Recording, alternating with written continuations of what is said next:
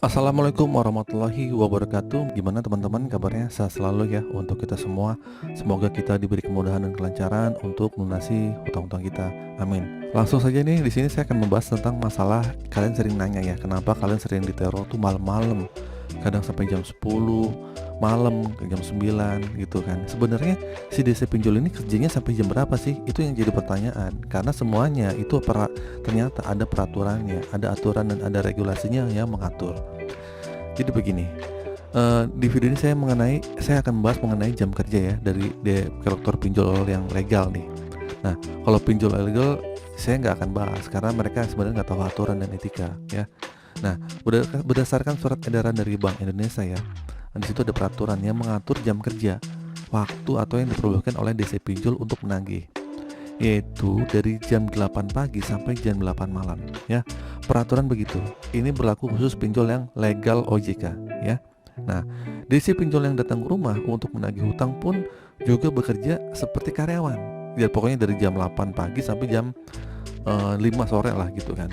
Namun, beberapa teman-teman memiliki pengalaman bahwa rata-rata si DC pinjol ini kalian juga akhirnya di chatting juga kadang jam 10 malam lewat, bahkan sampai jam 11 malam gitu kan.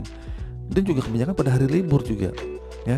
Nah, jika mereka di atas jam 8 malam, kalau kalian sudah ditagih nih, misalnya kalau melalui chat atau telepon jam 8 malam, bahkan ada DC yang datang sampai jam 8 malam, kalian tuh wajib menolak ya. Karena nggak ada peraturan dan kalian juga tidak perlu menanggapi apapun yang dilakukan oleh mereka. Karena mereka itu melanggar aturan yang ditetapkan oleh OJK dan Bank Indonesia. Oke? Nah, selain itu, kalian tuh nggak perlu takut dengan DC pinjol yang datang ke rumah. Kalian tinggal tunjukkanlah hal yang biasa-biasa aja dan bilang bahwa kalian tidak memiliki uang ya untuk membayar hutang lah gitu. Jangan menjanjikan tanggal pembayaran, itu intinya. Karena hal itu akan membuat urusan menjadi panjang. Nah, risiko terberat dalam urusan dengan pinjam online adalah BI checking. Masuk ke OJK itu aja, oke? Nah, tetapi tidak ada resiko pidana yang membuat kalian penjara karena gagal bayar hutang. Nah, berkali-kali saya ngomong seperti itu ya.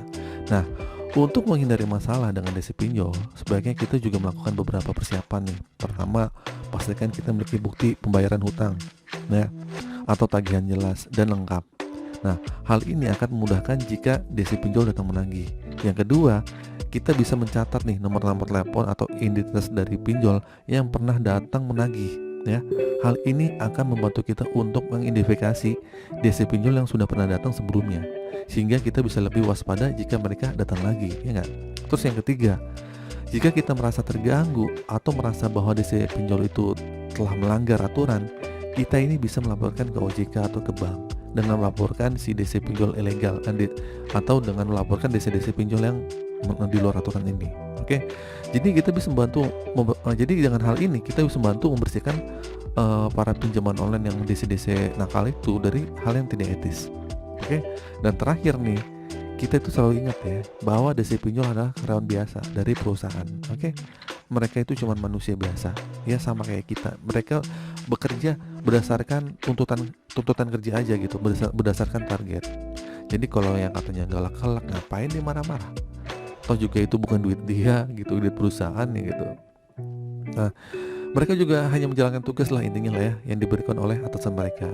Jadi jangan biarkan mereka mengintimidasi atau menakut-nakuti kita. Jangan lupa juga untuk tetap tenang, sopan kalau dia datang ya. Pokoknya santai aja tapi tegas saat berbicara dengan DC. Oke? Nah, jadi begitu teman-teman ya kesimpulannya, kalau DC itu jam kerjanya itu sama kayak orang jam kerja, dan peraturannya menagih itu boleh dari jam 8 pagi sampai jam 8 malam. Tapi kenyataannya kadang itu dilanggar. Bahkan kita bangun tidur aja ya, kadang jam setengah 6, jam 5, kadang ada yang neror, ya enggak?